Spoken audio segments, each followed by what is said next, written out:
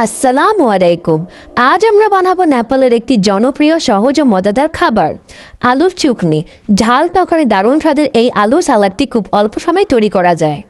প্রথমে একটি বাটিতে আমি টক দই নিয়ে নিব, ওখানে আমি একটু লবণ দিয়ে টক দইটা ভালো মতো ফেটে নিব। এরপর এক এক করে দিয়ে দিব সিদ্ধ করা আলু আমি সিদ্ধ করে ছোট ছোট করে কিপ করে নিয়েছি।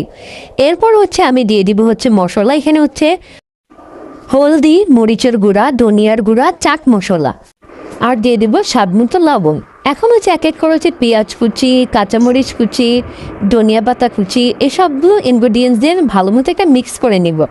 আমি অনেকদিন ধরে রেসিপিটা মোবাইলে দেখতেছিলাম আর আমার ট্রাই করার খুব ইচ্ছা ছিল, যে জন্য এটা বানিয়ে নিয়েছি। এখন একটা চামচের মধ্যে মরিচের গুঁড়া আর একটু তেল আর একটু জিরা দিয়ে এটা যখন আমরা বাগার দিই এরকম করে বাগার দিয়ে নিব। এরপর এটা ভালো করে মিক্স করে নিব। আমি একটু সময় নিয়ে মিক্স করতেছিলাম। অনেকদিন যাবত মোবাইলে আমি রেসিপিটা দেখতেছিলাম, সো আমার অনেক ইচ্ছা করতেছিল যে আমি খাবো। দুদিন তাহলে আজকে বানিয়ে নেই। এই তো রেডি আমার আলুর চুকনি বা আলুর সালাদও বলা যায়। যদি আমার এই সহজ ইজি রেসিপিটা আপনাদের ভালো লেগে থাকে তো অবশ্যই লাইক করবেন, শেয়ার করবেন এবং কমেন্টে জানাবেন কেমন হয়েছে।